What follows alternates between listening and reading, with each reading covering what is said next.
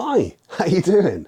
In this video we're going to talk about some of the issues there are around making videos about historical subjects, specifically those related to recreational violence, and why it is you shouldn't trust me.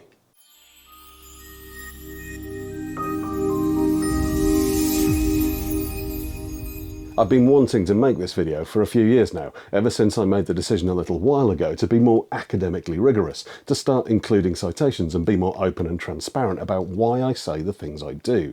But despite it sitting in my brain bubbling away, I couldn't really work out how to do it in a way that seemed like it would be worth watching. However, I watched a fascinating video recently looking at some of the biggest names in YouTube-based HEMA-adjacent medievalism and how terrible their actual grasp of history was, how they fall victim to some of the most common logical fallacies, which then inevitably leads to a self-perpetuating cycle of presenting their own opinions as if they were historical fact. Anyway, this is absolutely not my attempt to diss other creators, however much I disagree with them. This is entirely about me and my channel. So, on to why you shouldn't trust me. We're going to start with the big picture. HEMA is a very new thing, at least this modern HEMA movement is. I was one of the earliest people looking at historical sources and trying to figure them out. I think I started about 30 years ago. This isn't me trying to claim some kind of superiority, just pointing out that when you're attempting to create a unique body of knowledge in what is actually a fairly extensive and diffuse subject, then the amount of time we've been doing it for so far is pretty negligible. What that means in practice is that we're finding out new things all the time. People are still revising interpretations. People are finding new source material. People are understanding the context more. And what we thought we knew several years ago is now proving not to be quite as accurate as we thought at the time. And that's HEMA in general. When we start looking at unarmed HEMA, classical pugilism and wrestling, the things we look at here on this channel, then we have an even smaller timescale and a much smaller group of people doing it. I've made videos for this channel I know aren't accurate now, but at the time I genuinely thought they were. Anyway, we'll come back to this more in a second, but right now we're going to talk a little about some of the broader issues. I'm not an academically qualified historian, so there are a lot of aspects of studying history that aren't part and parcel of how I approach historical research. My academic background was first healthcare and then education. While the scientific nature of those subjects does give me a decent grounding in being able to look at a source in a reasonably objective manner, what it doesn't give me is a pre-existing understanding of the pitfalls people have already identified and learned how to deal with when looking at historical sources. Let's talk about presentism. In this context, that's the tendency to judge past actions, events or beliefs through the lens of contemporary standards. One of the most obvious examples of this is when we look at historical figures who by the standards of their time were good people and did great things to improve the world, but by modern standards are, well, deeply racist. We're not going to open that can of worms right now, we're just using this as a very clear example so we all understand the concept. But there are lots of other, much more subtle ways that this same concept of presentism rears its head. Specific to this channel, one of the most obvious examples is that of the concept of a champion.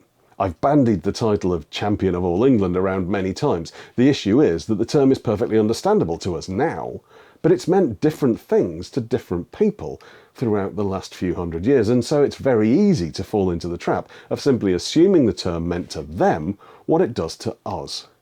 So when Pierce Egan talks about someone being the champion, what does he actually mean?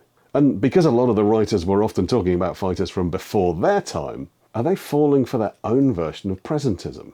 We've started to look at this specific issue in the first of a two-part series that I may well finish one day. Perhaps. The reason I mention it now is because it's something I'm aware I've done. There are undoubtedly lots of places where I have blindly made an assumption about a historical subject and just got on with my life completely unaware of my mistake. That's mainly down to two things. One is that when looking at source material, I always tend to assume that what they say is accurate. And over time, that's proven to be, perhaps, a little bit of wishful thinking. Some of the writers we rely on as source material for the periods in question took some pretty massive liberties with the truth in order to make sure they were telling a good story. And some of those liberties have since become accepted as the truth. In reality, these are fairly easy to spot and correct, assuming we actually want to. The second is a much more subtle but equally dangerous issue. It's impossible to present history in its entirety. It's impossible to step out of our own lens of understanding and fully immerse ourselves in the facts of the time. Any attempt to present historical facts can only be a crude representation of those facts. We create a model of that history with little to no detail, focusing only on the things that we consider to be the most important and relevant. In the same way that a map of terrain cannot be perfectly accurate, because if it was 100% absolutely accurate in every possible way, then it would simply be the terrain. We have to simplify it. We have to remove the extraneous information that we don't need in order to make it possible to present the information that we do need. In effect, we create a crude model of that terrain, or that period in history, so that we can both understand it ourselves and also present it to those people we wish to see it. Which means that in so many ways, it can never be truly accurate.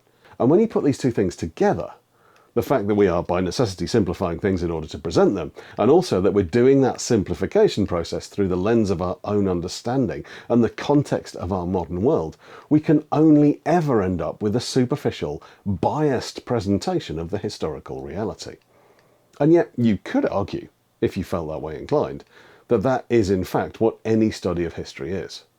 There is no point in me trying to simply list facts for you like a Victorian schoolmaster and leave you to make your own judgments and reach your own conclusions. I have to try and do at least a little superficial analysis of those facts, or what's the point in this whole channel? And so no, you can't trust me, but that's okay, because you can't actually trust anyone. As long as we continue to be aware of our own shortcomings, open about the pitfalls there are and the assumptions we're making along the way, as long as we're willing to put our hands up and say, we got it wrong, and this is how we know, as long as we're happy to lean on people like my secret researcher, people like that who do unbelievably good work diving and delving into the fine detail of the period, searching out new sources constantly in order to refine what we think we know, maybe it doesn't matter that you can't trust me completely, because we're all on the same journey, just in different places along the path. So over to you. What do you think? Is it even relevant? Does it matter as long as we tell a good story? Or should we try to be as academically rigorous as possible? Let me know. Stick something in the comments, please. And maybe share this video, that'd be awesome. I don't know if you've spotted it, but there's a new t-shirt design for the channel. It's actually one I'm pretty proud of this time. There should be a link down below the video to the shop, somewhere down here. You can order your own. I think there might be a hoodie too. If you do, please send me a picture. I'd love to see it. And a massive thanks to those of you who support me over at Patreon. You rock, and I love you to death.